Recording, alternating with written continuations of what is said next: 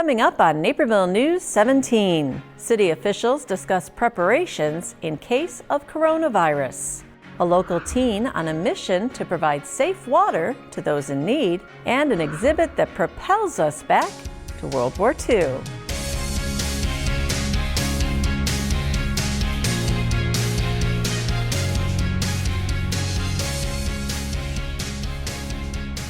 Hello everyone, I'm Kim Pierce. Thanks for joining us for this week's Naperville News.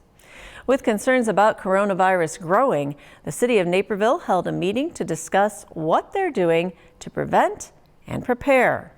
Naperville News 17's Christian Canizal was there and has the story. City officials say it's no longer a question of if, but when coronavirus will hit Naperville. That's why they held a meeting about the COVID-19 virus so they can be better prepared and minimize its spread when it arrives. It's going to be very, very important that, first of all, that we acknowledge that it's very likely this is going to occur locally, and we are going to be ready for it. We will minimize our risks, and we will increase our preparedness. The city of Naperville has partnered with local health organizations, including the DuPage County Health Department. Chris Hoff, the Director of Community Health Resources at the Health Department, said a vaccine for coronavirus is still a long time away. Unlike flu, where we have a vaccine every year, this is a situation where there is no vaccine. So we don't have a way to protect people that want to protect themselves through that route. We will potentially at some time. It is probably 12 to 18 months out. You should still take the same precautions you would for the flu, like washing your hands, covering your mouth when you cough, and staying home when you feel under the weather. The Illinois Department of Public Health does have testing kits for coronavirus, but health officials ask you only get tested if you have the symptoms and have traveled to the areas where the COVID-19 virus has been reported, as test kits are limited. But if you're concerned, we would encourage you to call your healthcare provider. I know Edward has been looking at video visits and other ways to eliminate the need for somebody to walk into an emergency room. We want you to call ahead. We want them to have an opportunity to screen you ahead of time and figure out how to get you into appropriate care as quickly as possible. Health officials said most people who have died from coronavirus have been elderly, which is why Naperville's emergency personnel is working closely with its senior community. The presenter said data on coronavirus is still being collected daily, so the situation is fluid and subject to change. For Naperville News 17, I'm Christian Canizal. School districts 203 and 204 are also monitoring the situation and are following guidance from the CDC.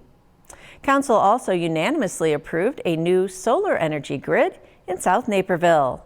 The Springbrook Water Reclamation Facility near the intersection of Plainfield-Naperville Road and 104th Street will soon house a new solar energy system. It's the first step towards the city of Naperville making a large impact on our green energy goals that we have. 3,500 solar panels will be installed in a former cornfield at the facility, which will produce about 1.6 million kilowatt hours of energy, enough to power about 145 homes annually. That energy will be used to power the water reclamation facility. We're integrating this to our Springbrook substation, which does directly feed the Springbrook Water Reclamation Facility.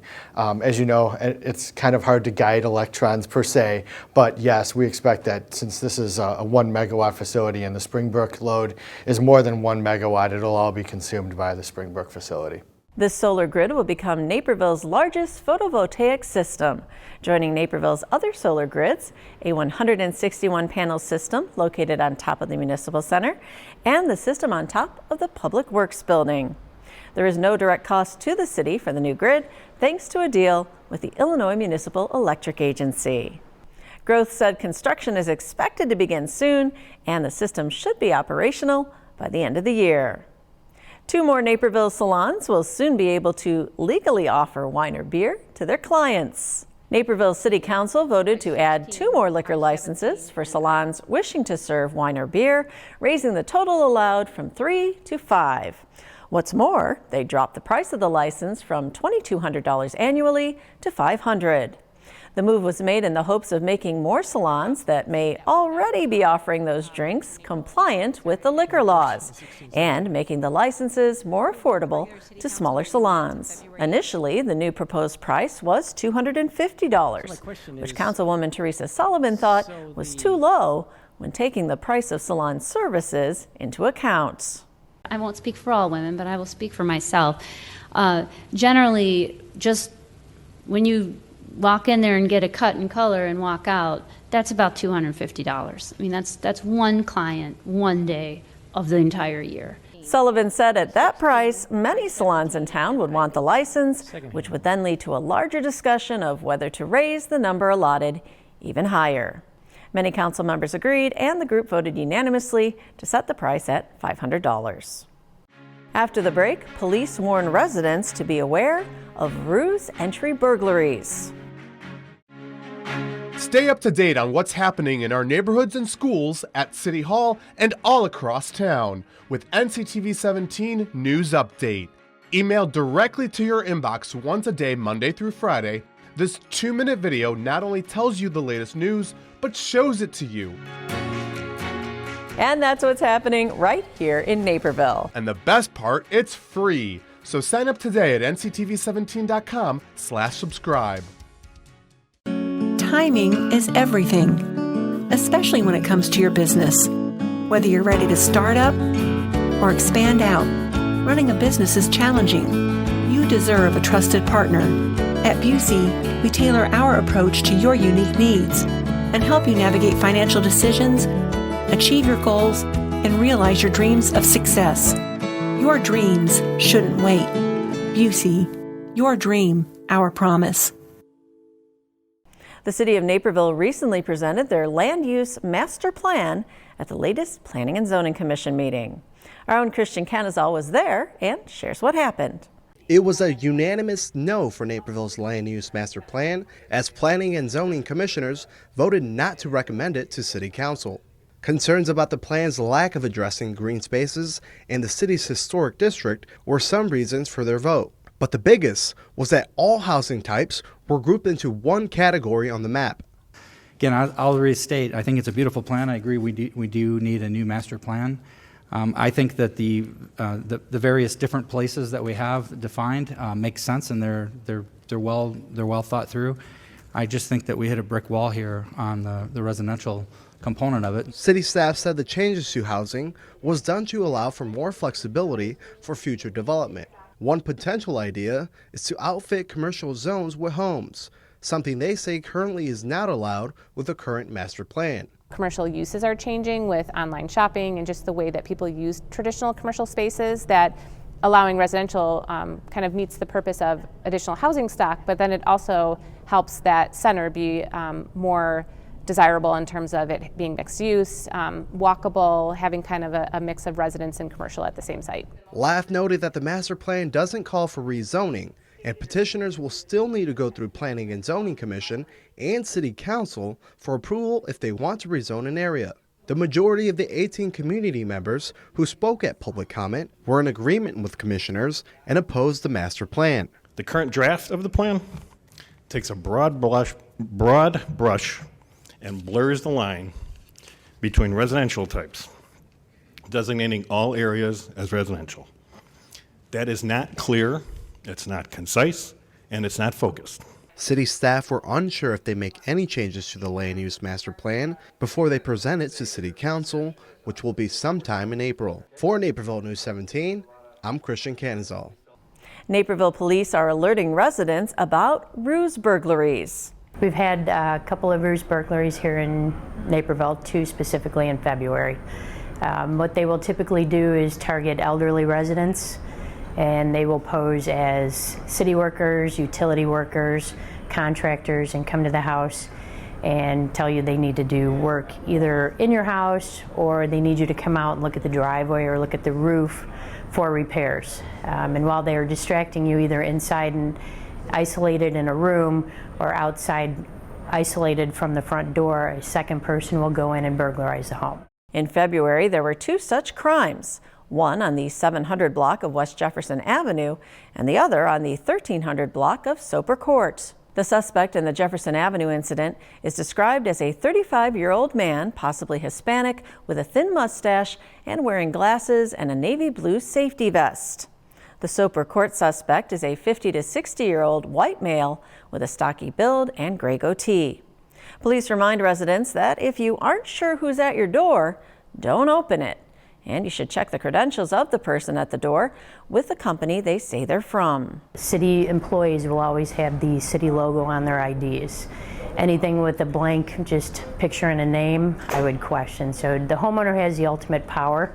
And like I said, usually when you call and say that you're going to question it or even call the police, they typically leave in a hurry.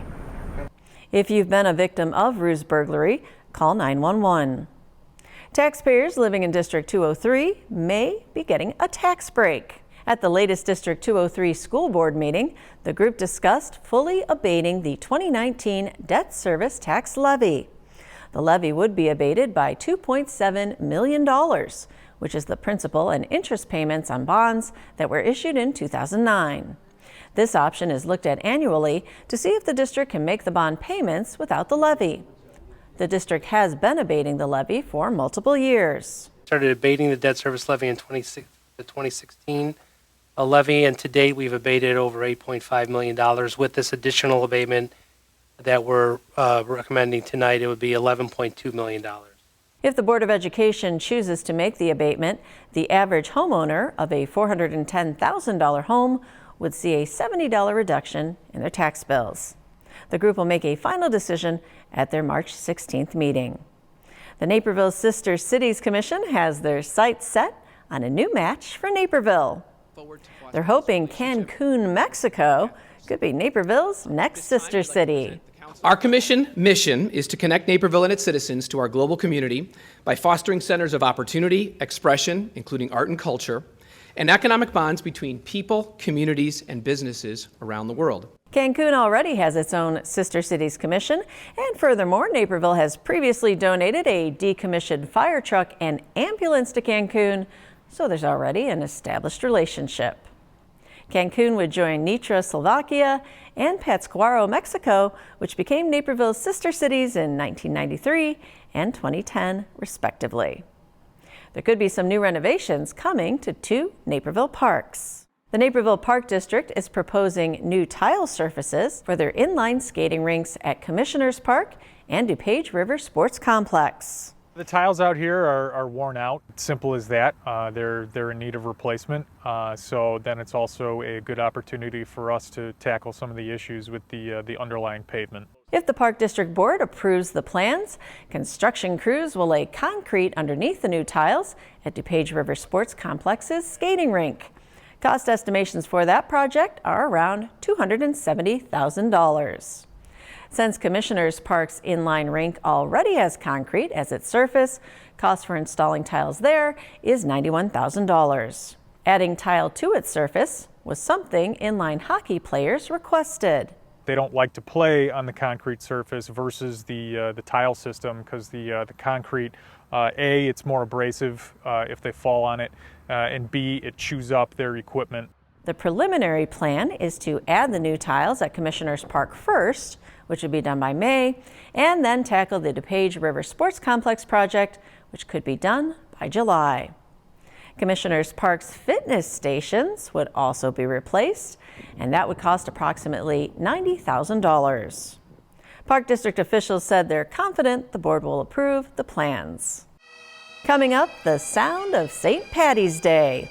We'll meet some local bagpipers. What's the matter, boy? What are you trying to tell me? Is something wrong? We live in a safe community, but not a crime-free community. If you see something, say something. Naperville Animal Crime Stoppers. Yes, I'd like to report a case of animal cruelty and neglect. Speak up for those who cannot speak for themselves.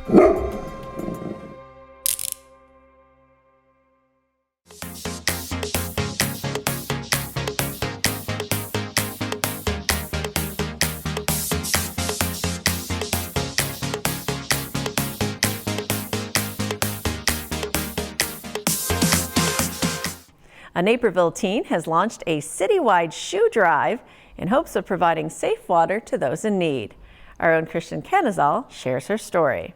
When Lucy Westlake isn't running for Naperville North High School, the sophomore can usually be found outside in nature. At just 16 years old, Lucy holds a world record for mountain climbing. Her passion for reaching mountain peaks led her to Tanzania to hike Mount Kilimanjaro. The trip just wasn't about climbing, but also a chance to connect with a pen pal she shared letters with for over 10 years. What's the first thing that you said to her when you saw her?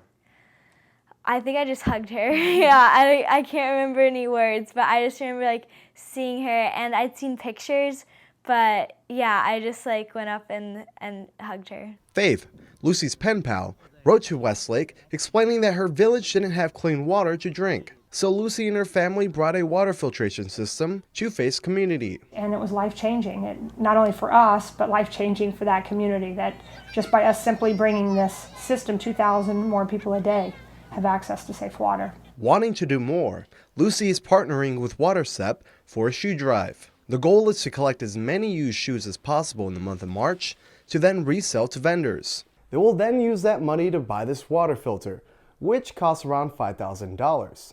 Each shoebox is $250. They hope to collect 200 of them.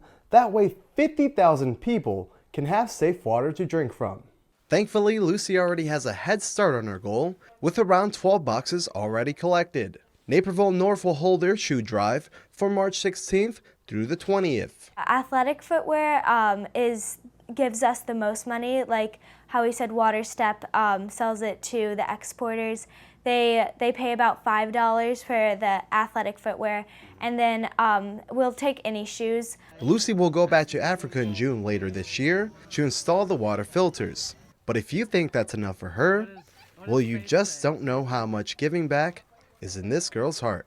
Ultimately want to go back senior year. I am hoping to graduate a semester early and go back and again put in more water filters and just get more projects started over there, because there's no limit to how much you can help. For Naperville News 17, I'm Christian Canizal. And to see where you can drop off some of your old shoes, you can visit waterstep.org, which will direct you to local retailers participating in the program. A circus of authors is on its way to our area. Anderson's Bookshop announced an exciting new event, OMG Shy.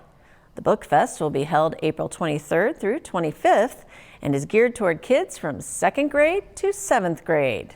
We've been wanting to focus on middle grade for the last, I would say, probably 10 years.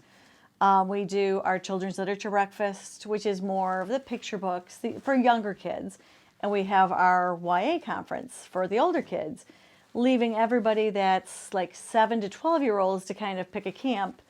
But this OMG Chicago is now the middle grade. Everyone is welcome at the event, which will take place at Fisher Middle School in Aurora. Kids will have the chance to interact with their favorite authors, play games, and even make their own books.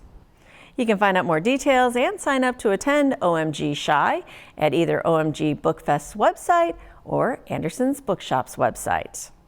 It's the music of March. When St. Patrick's Day approaches, the bagpipes will sound. Our own Casey Krajewski sat down with some local players.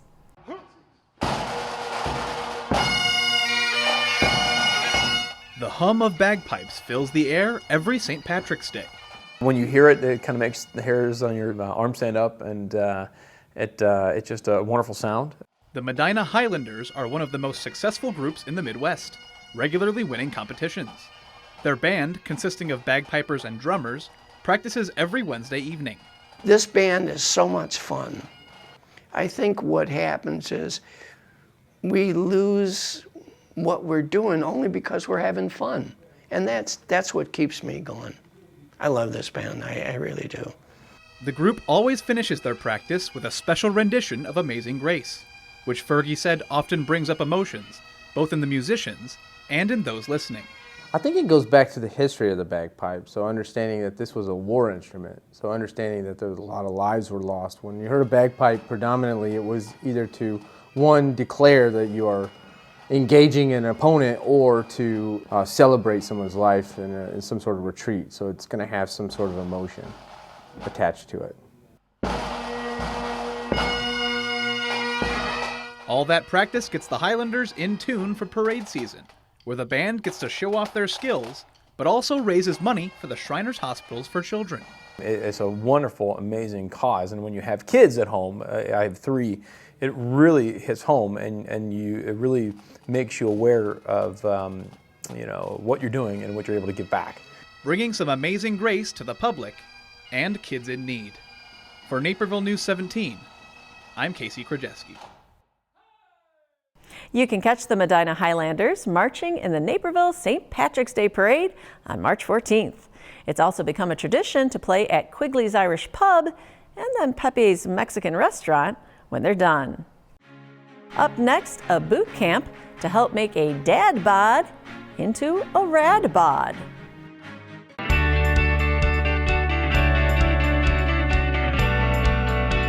In Naperville, we know that community counts.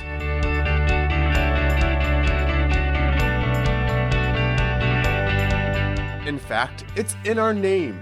As Naperville Community Television, we have the privilege of showcasing what makes this award-winning city a wonderful place to raise a family, to make a living, and to enjoy life's journey.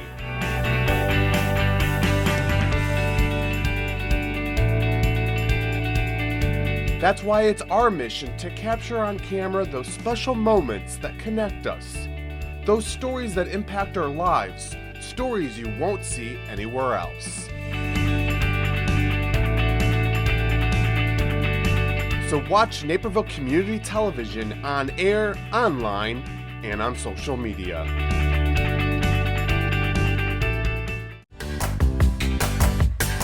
We tell everybody's stories big and small. Everybody's story matters to us, and it comes in a variety of shapes and sizes, and that's what makes it so special. We don't always need a big story. Sometimes we want a story that makes us laugh. Sometimes we want a story that we relate to. Sometimes we want to cry with that story. But more importantly, we want to hear the stories about our people in the community.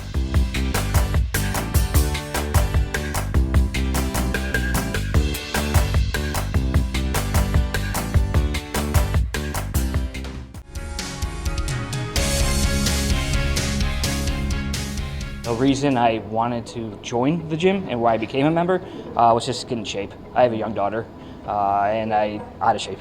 So I want to make sure I am healthy and can do stuff with her because she's already tiring me out. Ah, the dad bod, today's term for describing a middle-aged man's body. It can be endearing to some, but the extra poundage is unwanted by others. And that's why we're here at 6 a.m. on the day of a snowstorm at Fort Hill. It's funny, sure, but it's also true. I'm a prime example of that. Yeah. So I think it's a good fitting. It's more than just that. It's not just a bunch of dads just trying to just get rid of the dad bod. It's just getting in shape, getting healthy.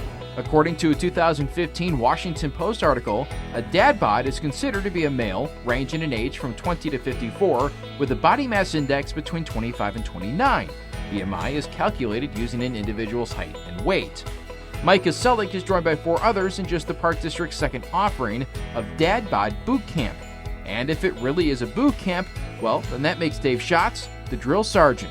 It's designed for older gentlemen who are unhappy with the shape of their body. We kind of called it the dad bod, and we're trying to recomp or change the physical appearance as well as the internal health of them in our most efficient and shortest time. Schatz spent 28 years working for the City of Wheaton Police Department. He's also a certified personal trainer and well-versed in martial arts. It's a lot of fun. Dave is, he's the kind of guy you don't want to mess around with. And he has that persona, and it fits well for the class, but he's very easygoing. You know, he talking during class, give feedback, makes it enjoyable, but also he's that good motivator that you don't mess around. You don't take it lightly. Throughout the class, Schatz gives encouragement, playing good cop to a stopwatch's bad cop. I think that's very important because one, I want it to be lighthearted because it is an intense workout. But two, I like to build their confidence and know that they can give me critique back and let me know how things are going and to have fun. Because if they're not going to have fun, they're not going to want to do it. The first circuit through the workout takes about 15 minutes. The second circuit, about 30, with many of the exercises doubled in duration. I teach them what's called MRT, which is metabolic resistance training. It's kind of like a cardiovascular workout, but it does have weight resistance involved, whether it's body weight or light weights. And we do it in a high intensity kind of dynamic manner. And we also do weight training, the classical in the gym, Olympic weightlifting. We also cover a lot of nutritional aspects as well. On this day, the instructor asks his 5 participants, the maximum number allowed by the class, to cut bread out of their diets. He also hands them homework, because this class is designed to equip those who take it with the tools to construct their own workouts in the future. Kaselik gets a little workout every day thanks to his 1.5-year-old daughter Ryan, and especially on the weekends. We come here on Saturdays. They have like a little gym kittens class that I signed her up for, so I do it with her. We run around the gymnastics thing. I'm just trying to get her as active as possible at a young age, getting her going with other kids. We spend a lot of time here. But soon, Kaselik will add a more rigorous regimen, looking to shed some weight and the title of Dad Bod. Reporting for Naperville News 17, I'm Kevin Jackman. And if you have an idea for a sports story feature, you can let us know at newstips@nctv17.com. And finally, Naper Settlement just opened a new exhibit showcasing international and local history on the road to victory. Manufacturing Victory comes to Naper Settlement from the National World War II Museum and paints a picture of the home front during the war through a unique lens. This exhibit is giving an highlight of the various efforts that the United States was taking in preparation for the war from an industrial perspective. The exhibit upstairs shows how America at large used manufacturing during World War II. But it has some small-town connections as well that lead right here to Naperville. One of the highlights that we're doing locally is following the industrial efforts that our own trailer manufacturing company put forth to support the war efforts. Kraler switched their local furniture manufacturing efforts to war effort manufacturing, making things like plane propellers, which are on display in the exhibit. But a journey downstairs shows a more personal connection between Naperville and World War II. In addition to Manufacturing Victory and our 2 main level galleries, in the lower level we have 2 additional exhibits. We have a pop-up exhibit, Homefront Naperville, that focuses on the way Naperville residents responded to the war. So that can be anything from signing up for service, working with the local library to do letter writing campaigns, anything to sort of support the war effort and the soldiers. Some Naperville residents lent artifacts for the display. The hat on the staircase actually belonged to my grandfather. The second part of the downstairs exhibit comes from the Smithsonian Sites Project and showcases Japanese internment during the war and the questions it raises about our democracy. The exhibit runs through May 25th. And that's what's happening right here in your neighborhood, Naperville. We'll see you next week. Until then, you can catch up on local news by signing up for our NCTV 17 news update, delivered right to your inbox Monday through Friday. Sign-up information is right on our website, nctv17.com. This week's Naperville News 17 is brought to you in part by the following sponsors.